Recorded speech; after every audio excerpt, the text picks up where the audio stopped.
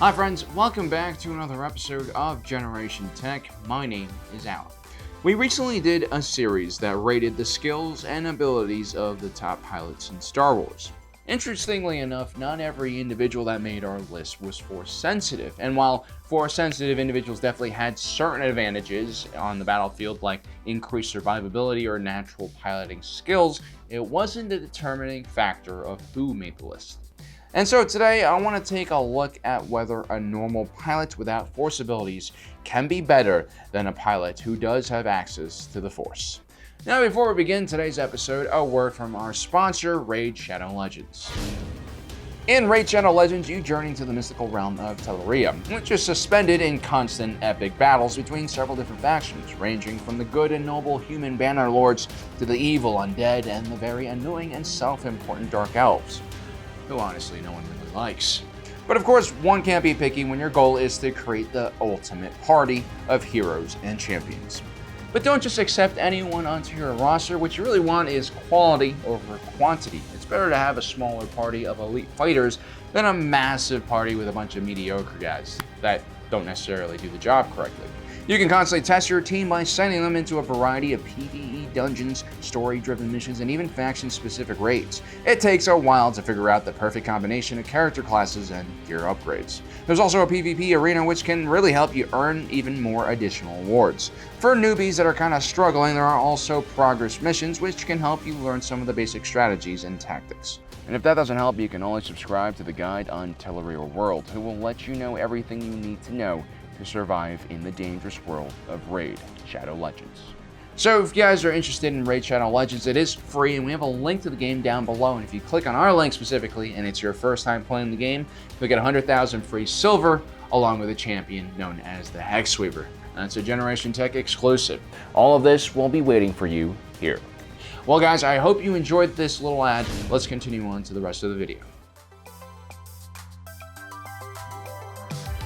For every skill in life, whether it's a Force ability or not, we have natural proficiencies when we are born. Some individuals are great listeners and communicators. Others have amazing spatial awareness and are visual learners. Obviously, the latter characteristic is extremely helpful when flying by sight or in close quarter situations like inside of a trench. Force sensitives also have natural advantages and disadvantages when they're born. They're just like the rest of us. For instance, Corran Horn was a part of the Halcyon bloodline and lacked the telekinetic abilities that most Jedi had.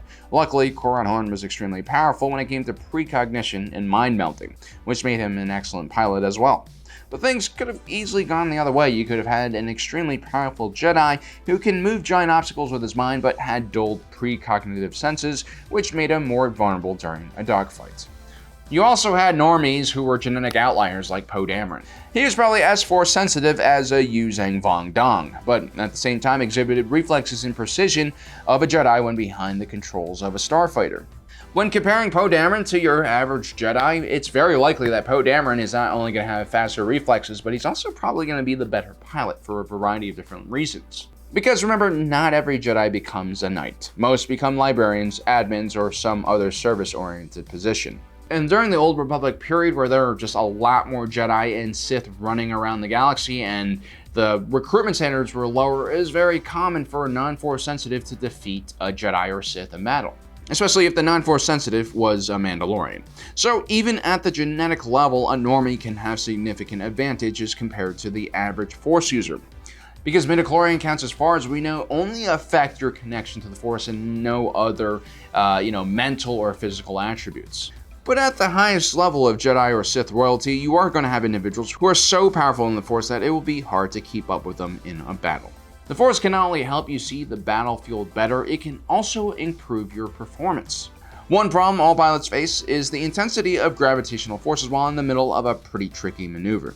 Even with inertial compensators dialed to a max, the pilots are still going to feel the gravity pulling at them, and a Force user who can literally control their own blood flow and make sure that they don't pass out from extreme gravity maneuvers will have a significant advantage in cases like that, something that a human that doesn't have Force powers will never be able to do.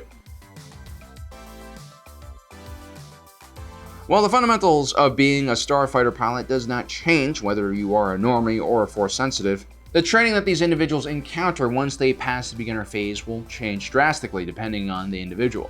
A Force sensitive is going to heavily focus on enhancing their ship's abilities with their own Force powers. The precognitive ability that we mentioned before is going to help the Jedi to really improve their ability to sense incoming danger. This is the same reason why Jedi are able to block blaster bolts with their lightsaber. This is also why Jedi pilots are very hard to ambush. They'll most likely see you coming before you even fire any weapons. While the Jedi are focusing on improving their Force powers and even predicting when and where their enemies are firing, a non-Force sensitive pilot will probably be focusing on energy and maneuverability theory along with orbital mechanics. If they have a better scientific understanding of how starfighters perform in atmosphere and in orbit, they can also develop tactics and movements that will give their ship an advantage in a dogfight.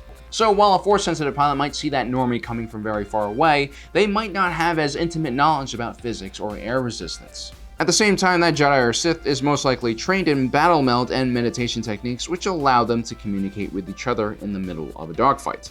This allows several Jedi to enter almost a hive mind-like state. This increases their efficiency and also makes them incredibly hard to kill because now they'll be constantly watching each other's back because they're moving like one.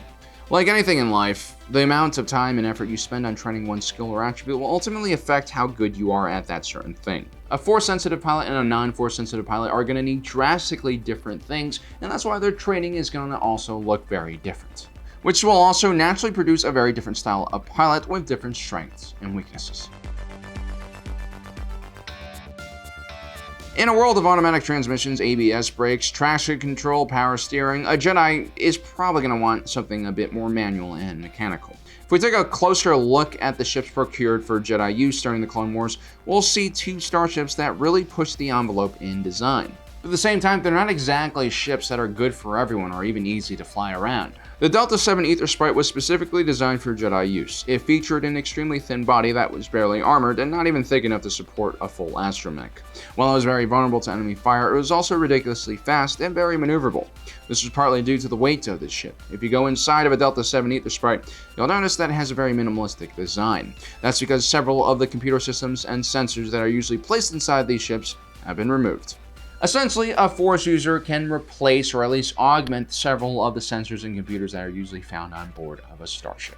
For instance, the Force can help individuals sense life forms or ships that sensors miss. Some Force users are also able to guide a ship through hyperspace just using the Force.